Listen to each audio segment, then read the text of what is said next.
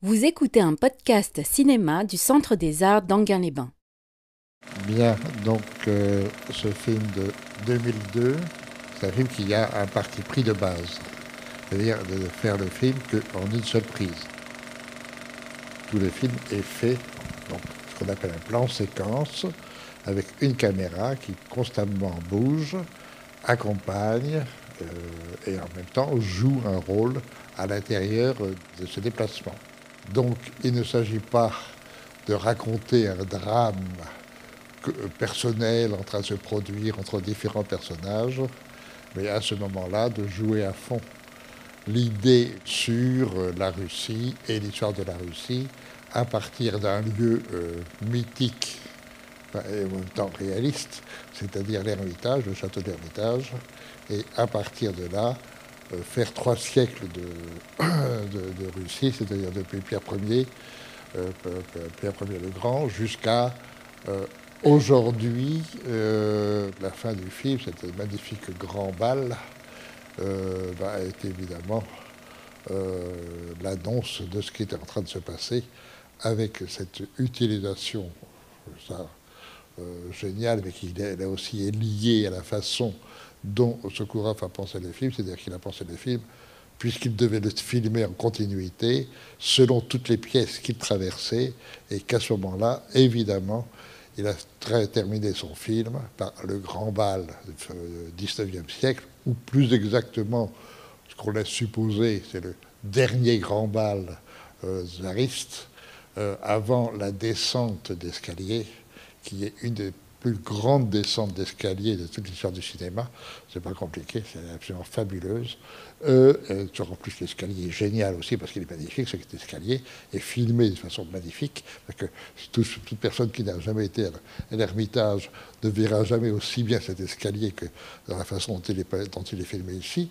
Et que, évidemment, à la fin, tous ces personnages, toute cette société et en même temps cette histoire va disparaître et ne reste que la mer, que la néva et que la brume. Et en conséquence, autre chose qui est impliquée dans la construction même du film, c'est-à-dire que oui, la caméra va filmer de bout en bout, mais si elle filme de bout en bout, bien sûr, elle va traverser des espaces, donc on va voir les espaces, quels qu'ils soient, que ce soit les espaces des tableaux, les espaces des lieux, les espaces de temps, mais surtout, elle va filmer le temps et la temporalité en train de se vivre. Donc, la volonté de jouer la représentation d'un présent, mais d'un présent d'autant plus présent que ce présent est passé. Donc, vous avez là une conception tout à fait, d'abord, profondément original, évidemment. Une conception en même temps donc, du cinéma. Le cinéma, oui, il est fait pour représenter le réel, il est fait pour représenter la vie, mais il est fait aussi pour représenter ce qui a disparu. Il y a une conception, en tout cas, une idée du cinéma qu'on oublie un peu trop souvent, c'est que le cinéma, comme vous pouvez le constater, c'est un immense drap blanc sur lequel se promènent des fantômes. Car obligatoirement, un jour ou l'autre, tout ce qui sera représenté sur un écran, ce seront des fantômes. C'est déjà commencé d'ailleurs, depuis 110 ans qu'existe le cinéma, il y a beaucoup de fantômes qui se promènent sur l'écran, sur des gens qui sont morts et qui sont quand même présents sur les écrans. Alors déjà, cette idée-là est extrêmement intéressante, donc ce qui a permis à ce moment-là, à partir de cette idée, à Sokourov de construire sa dramaturgie. Et cette dramaturgie devient tout à fait passionnante. Avec en plus un souci de représenter au plus près d'un certain réel tous les aspects de ce passé. Et moi, je trouve en particulier de ce point de vue, parce que là, c'est un travail fabuleux, le travail du bal à la fin, où vous avez quand même à peu près, je ne sais pas combien ils sont, ils doivent être au moins 500-600 à peu près sur le plateau, et vous n'avez pas un seul figurant, si on veut, qui vous donne l'impression de faire de la figuration, comme dans la plupart des films. On a l'impression que ils ont tous une histoire, et qu'en effet, on est en train de filmer sur le vif, comme aux actualités, des vrais gens en train d'être là. Et ça, c'est absolument prodigieux. Alors, là aussi, au point de vue travail, le film, évidemment, a demandé beaucoup de temps, parce que, je ne sais plus, je crois que Sokourov a tourné, le film a été tourné en 3 jours, 2 ou 3 jours. Mais il a été répété pendant 6 à 8 mois. Tous les jours, tous les jours, tous les jours. Parce que pour diriger, je reprends la tête du bal parce qu'elle est quand même un peu stupéfiante, mais ça peut être aussi la séquence de la réception de la délégation iranienne. Bon, mais cela est quand même un peu plus facile parce que vous avez des personnages qui restent immobiles, etc. Donc elle est plus facile. Mais la scène finale, évidemment, c'est en apothéose. Et là, c'est une sorte de virtuosité fabuleuse entre les gens qui bougent, la vérité de ces gens qui bougent, plus la caméra en train de bouger et elle-même de jouer la danse, enfin, et de danser. Enfin, ça, pour quelqu'un comment dirais-je, un professionnel de cinéma, c'est quand même très, très stupéfiant. C'est même ahurissant. De toute façon, dans le travail des plans séquences, il y a quand même quelques très grands cinéastes qui ont travaillé les plans séquences. Ce film-là reste une exception magnifique, quoi. Et là, on a aussi la représentation, alors beaucoup de choses qui sont dites déjà, très, très intéressant d'avoir choisi comme fantôme qui nous promène à l'intérieur du passé. Donc ici, l'histoire n'a plus à s'occuper des temporalités. Ça commence par le 19e, enfin, début du 20e, et puis ça se termine par les mêmes gens etc. Donc, et on a parcouru tout ça pendant ce temps-là, toute l'histoire de 3 siècles de Russie. Mais ce qui est le propre même du système du film, c'est de nous donner constamment à voir les différentes relations que la Russie a avec le monde. D'où la nécessité de prendre un étranger qui se trouve être le marquis de Custine, bon, qui est très connu puisqu'il correspond à la Russie au milieu du XIXe siècle à ce qu'est Tocqueville pour les Américains, pour les États-Unis, au même temps. C'est-à-dire que comment Tocqueville parle des États-Unis et comment Custine parle de la Russie, c'est tout à fait passionnant parce que ils ont compris l'un et l'autre, chacun dans leur domaine, ce qu'on peut appeler l'âme ou en tous les cas la réalité profonde de ces deux pays. Et ça, au milieu du XIXe siècle. Alors, l'intelligence de Sokourov, c'est d'avoir justement pris un Français, c'est-à-dire aussi un Européen, et un Européen qui vient envahir, puisque c'est le propre, et ce que montre bien le film, l'influence européenne, et en particulier française, italienne, allemande, etc., sur la Russie.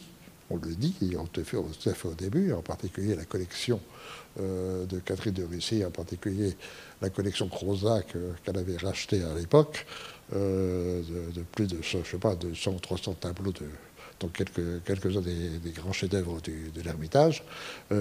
Donc, la réputation que j'ai dit tout à fait au début, les Russes ne sont que des imitateurs, ne peuvent pas penser par eux-mêmes, etc.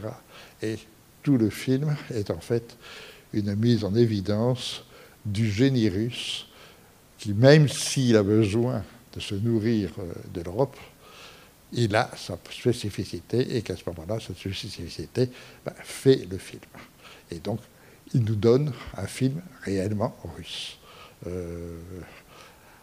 Bon, alors ça, c'est parmi les choses à dire. Maintenant, évidemment, je vous laisse un peu la parole parce que je pense que vous avez eu des réactions pendant le film. Oui, je pense que Sokourov est un nostalgique de la grande époque de la Russie. Oui, c'est-à-dire qu'il est... là, je vous arrête juste une seconde. Pour le resituer, vous avez eu toute la grande époque, je dirais, du cinéma communiste, quoi, avec deux grandes époques. L'époque du muet, avec les grands du cinéma russe, c'est-à-dire Eisenstein, Dovzhenko, Barnett, Gilles Vertov, etc. Et ensuite la seconde période, qui est celle des années juste après la guerre, Donskoy, etc. Puis ensuite est arrivé, à partir des années 60-65, un autre grand cinéaste, à mon avis très très grand, c'est Tarkovsky, et dans la lignée d'après, Sokourov.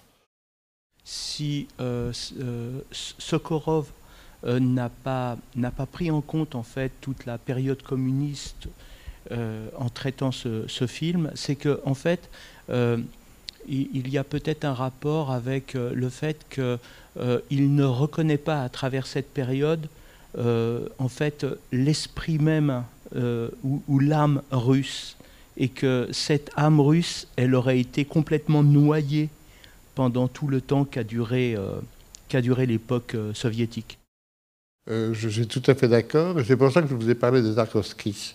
Car Tarkovsky est le premier, entre 1960 et 62 jusqu'à 86, donc dans ces deux derniers films qui ont été tournés en Europe, l'un en Italie et le dernier, grâce à Bergman, en Suède, Le Sacrifice, c'est son discours, c'est-à-dire ce qui compte, c'est l'âme russe. Donc retrouver véritablement la culture russe, mais plus que la culture, si on dit l'âme, c'est la religion, un tout petit peu trop peut-être pour Tarkovsky, qui a été justement pour ça mis à l'index, enfin mis en exil par les communistes, parce que ouvertement, il revenait à la grande tradition religieuse russe, qui est d'ailleurs aujourd'hui très importante.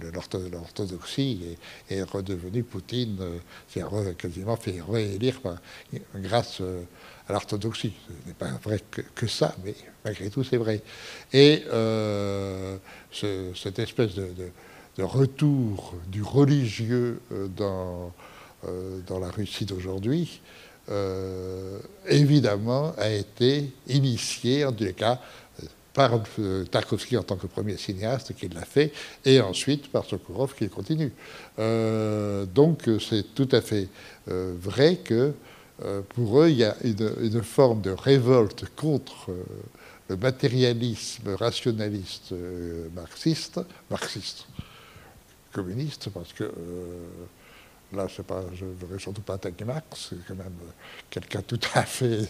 il n'est pas tout à fait pas comme ça. Et ce sont quand même des gens qui ont tout à fait pris position pour essayer de retrouver, justement, l'inspiration, l'imaginaire, la puissance russe. Si je prends, par exemple, Tarkovsky, l'importance de la terre russe.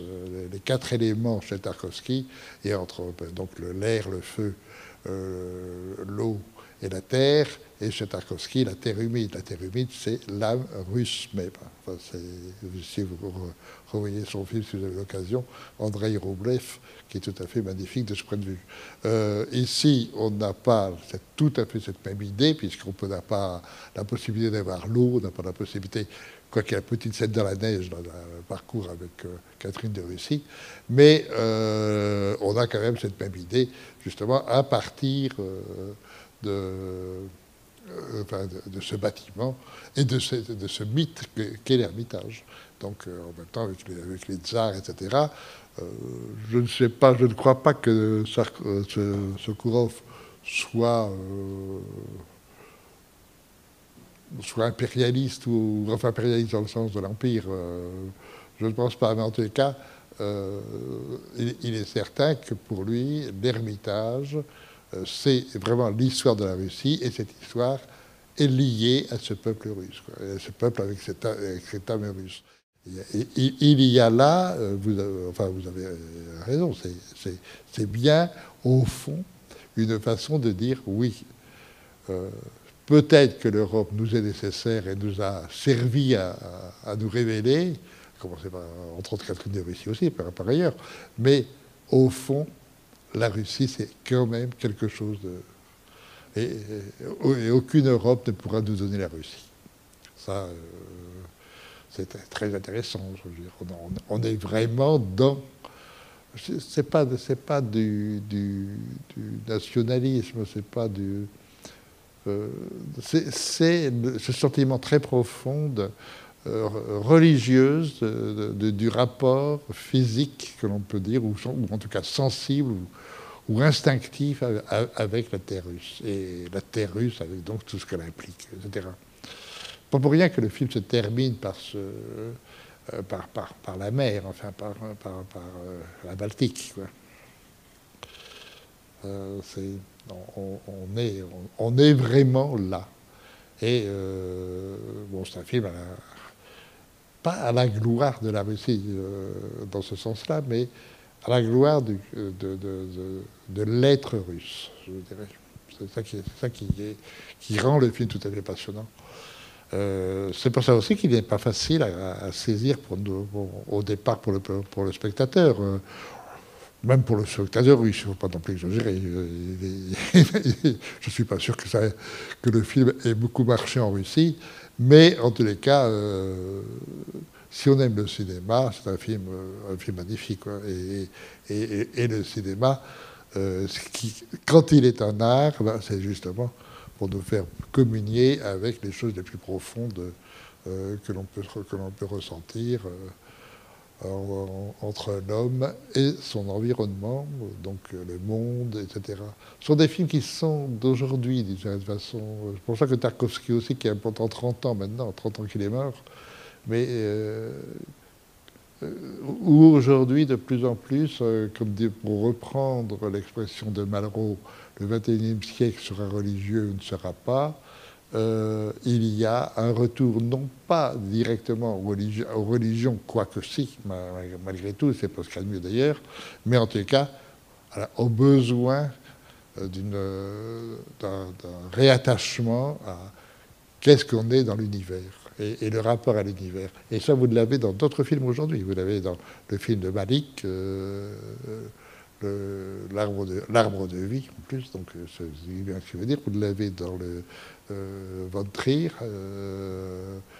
Mélancolia, vous l'avez dans le film thaïlandais parce que j'arrive pas à dire son nom, qui est Oncle Bonmi, c'est ça, ou Bonmi, enfin, puis dans d'autres films, dans le film de Godard, c'est tout à fait différent, mais dans le film socialisme, il y a le sentiment que la connaissance est plus important que le savoir.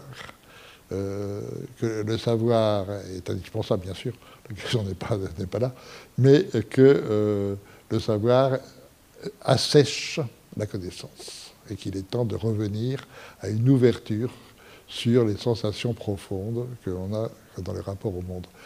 Et ce sont des films qui jouent ça, qui vous l'ouvrent ça. Alors, dans les autres arts aussi, la question n'est pas de dire il n'y a que le cinéma, non, mais en tout cas le cinéma a depuis en fait les 5 dernières années, alors c'est pour ça que c'est intéressant de voir ce film-là qui a déjà 10 ans, donc il est un peu en avance, et Tarkovsky qui a 30 ans. C'est encore aussi très, très intéressant de voir que ces gens-là sont déjà dans notre temps d'aujourd'hui et qu'ils ne l'étaient pas du tout et complètement déphasés à l'époque de 1980 où on avait encore où l'efficacité de la rationalité et du scientifique technologique l'emportait sur tout le reste. Aujourd'hui, on commence à se rendre compte que ça n'est peut-être pas tout à fait parfait. Moi, je voudrais poser une question. Si Sokourov est l'héritier et l'avenir du cinéma russe, est-ce que c'est un cinéaste indépendant ou est-ce qu'on peut dire aujourd'hui que c'est le cinéaste officiel de Poutine ? Ah, surtout pas, non. Le cinéaste officiel de Poutine, ça a été les deux copains, les deux frères, qui étaient copains de Tarkovsky au début, c'est-à-dire en 1962, c'est-à-dire Mikhaïlkov et Konchalovsky. Mikhaïlkov a été... le le patron du cinéma communiste qui a réussi à se maintenir, et il est le monsieur cinéma russe. Bon. Je me suis dit, ce n'était pas un mauvais cinéaste par ailleurs, mais enfin, il n'est pas du tout dans la pensée ni de Tarkovsky ni de Sokourov. Non, Sokourov a un peu de mal parce que quand même il coûte cher et que ce cinéma n'est pas un cinéma, comme on dit aujourd'hui, bankable. Hein. Il n'est pas fait pour... c'est pas dans la touchable, là. Hein. Ça c'est... Si vous avez 100 000 entrées à ce film, c'est déjà magnifique. Donc, mais en même temps, non, il n'est pas poutinien, non. Je ne crois pas. Juste l'aspect technique, où seraient les coupures? Ben, elles sont dans des moments d'ombre ou quelquefois dans des moments de décor qui, d'un seul coup, une caméra passe et donc on peut pas toujours couper facilement. Enfin, c'était admirablement fait. Mais c'est un peu comme bon, les films, plan séquence. Vous en avez eu quelques-uns dans les salles de cinéma. Il y a eu en particulier La Corde de Hitchcock. Mais La Corde de Hitchcock, puisque une bobine dure à peu près 10 minutes, 9 minutes, et qu'il avait construit son film pour que toutes les 9 minutes, la caméra filmée soit un panneau, soit quelque chose qui permettait sur ce moment-là de changer de bobine et donc de recontinuer le plan séquence. Donc les plans duraient 9 minutes à peu près réellement. Alors ici c'est à peu près pareil, simplement il a eu un peu plus de temps, mais par exemple il est vrai que la scène du bal, vous n'avez absolument aucune coupe. Oui, vous pouvez juste encore un tout petit peu insister sur ces mouvements de caméra, comme à votre avis, hein, comment il a réussi à faire? Parce que c'est pareil, le bal-out, j'arrête pas de me poser la question, comment il a réussi Tout simplement parce qu'ils ont répété pendant 6 mois. Oui, mais même pendant... Ah non, mais attention, vous avez une idée, vous allez développer cette idée, vous prenez des risques avec votre idée, c'est pas une idée qui va être gagnée d'avance, la preuve derrière vous. Donc il y a des gens qui vont pas accepter cette idée. Bon. Mais vous avez cette idée et vous allez la développer et surtout vous allez vous demander comment vais-je filmer? Comment vais-je filmer? Mais non pas comment vais-je filmer, mais pourquoi je vais filmer comme ça dans le comment je vais filmer. C'est-à-dire en d'autres termes, si je regarde la peinture, je vais filmer dans la façon dont un véritable amateur de peinture va regarder les tableaux, non pas en fixant, mais au contraire en bougeant, dans le mouvement même. C'est-à-dire que vous prenez à la fois le mouvement du tableau général, mais aussi et en même temps, vous rentrez dans le particulier, dans tel détail. Par exemple, le moment où on regarde le chat et la poule dans ce tableau-là. Bon. Et ensuite, bon, quand on regarde les Saint-Pierre et Saint-Paul, je crois que c'est ça, de Gréco. Bon. Et tout ça est vraiment particulier avec des personnages qui eux-mêmes jouent en dehors de la particularité directe. Au contraire, ils sont dans une espèce de mouvement. Et tout le film est fait sur ce qui est la caractéristique même de l'art cinématographique, c'est-à-dire le mouvement. Mais le mouvement, ce n'est pas que le cinéma. À ce moment-là, vous retrouvez la notion même du mouvement qui est quand même le propre même de l'univers. L'univers, c'est le mouvement. S'il n'y a pas de mouvement, vous n'avez pas d'univers. Hein, c'est tout. La gravitation, ça fait partie du mouvement universel. Donc, on est dans un jeu de mouvement. Ce mouvement, je répète, joue le passé, fait ressurgir le passé, le fait renaître, et en même temps, peu à peu, l'espace qui vous est montré, lui-même se soumet au mouvement du temps et de la temporalité. Et donc ce mouvement de la sensation, donc ce mouvement de la pensée et de la réflexion par la même occasion. Parce que le film est aussi un film discursif sur qu'est-ce que c'est que l'histoire, qu'est-ce que c'est que la pensée, qu'est-ce que c'est que l'art, qu'est-ce que c'est que l'être humain, tout en restant sur une notion de tableau, puisque depuis le début, nous sommes dans la notion de tableau. Et en particulier, je trouve que de ce point de vue, le tableau le plus stupéfiant du film, en tant que tableau maintenant vivant, c'est celui de la réception du chat, qui est un pur tableau. C'est-à-dire on commence et on entre dans le tableau, et dans ce coup on dérange les gens du tableau, et en effet, à la fin, on est chassé du tableau. Et si vous voyez le film sur ce jeu-là, ça devient en effet très intéressant. Là, maintenant, que ça vous ennuie, pas vous, mademoiselle, mais que ça ennuie, pourquoi pas? Je m'en doute bien. Je sais que les spectateurs s'ennuient, il y a même des spectateurs qui sont partis. Donc ça ne me dérange pas. Simplement, il faut regarder ce que quelqu'un fait, essayer de se mettre dedans, de l'accepter, ou bien, en effet, de le refuser. Après tout, pourquoi pas? Ça, c'est un droit total et absolu de chaque spectateur, si on est spectateur, ou de chaque amateur de théâtre, de peinture, si on est amateur de peinture, ou de musique, etc. On a le droit de dire, on a le droit, après tout, de siffler une œuvre. En général, quand on a des œuvres importantes, les siffleurs, un jour ou l'autre, sont ridicules. Mais ça, c'est autre chose. J'ai trouvé très frappant ce que vous avez dit sur la manière de filmer la peinture en mouvement, parce que j'avais en tête le film des Straub, vous savez, sur le Louvre. Bien sûr, où oui. Justement, la fixité est très marquée, hein, où la caméra ne bouge pas. Absolument. Et le contraste était vraiment très frappant. Vous avez le film en tête? C'est-à-dire que filmer la peinture pose question à un cinéaste. Et justement, c'est très intéressant de voir comment, par exemple, il y a un moment magnifique, et là, c'est pas la peinture, c'est la sculpture, dans Voyage en Italie, la façon dont Rossellini filme le musée de Naples. Et avec les sculptures de Naples. Et ça, c'est un moment magnifique. Straub, c'est pareil. C'est intéressant pour Straub, c'est que la conservatrice, qui est d'ailleurs devenue ensuite la conservatrice en chef de tous les musées de France, qui était celle de Orsay à l'époque, avait hurlé contre Straub, il ne sait pas filmer la peinture, etc. C'est-à-dire que beaucoup de conservateurs sont justement pour « surtout on ne bouge pas ». Alors que ce qui est intéressant, c'est de bouger.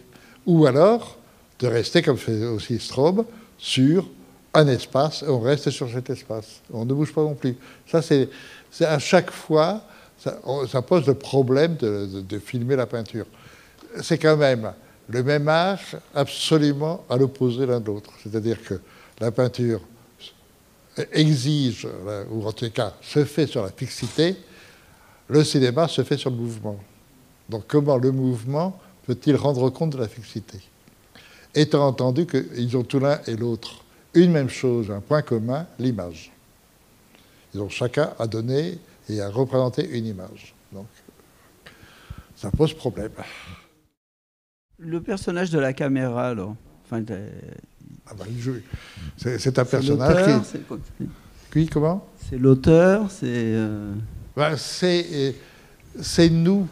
C'est nous. Spectateur, mais c'est à la fois on est auteur, spectateur. Le personnage de Custine, c'est le guide. C'est l'intermédiaire. Et celui qui sait, celui qui va vous expliquer tout. Mais moi, il n'explique rien. Bon, très bien. Voilà, il y a quand même en effet un peu d'humour. Bon, je crois qu'on va peut-être arrêter là. Mais en tout cas, je suis ravi que vous ayez vu ce film. Je vous en prie.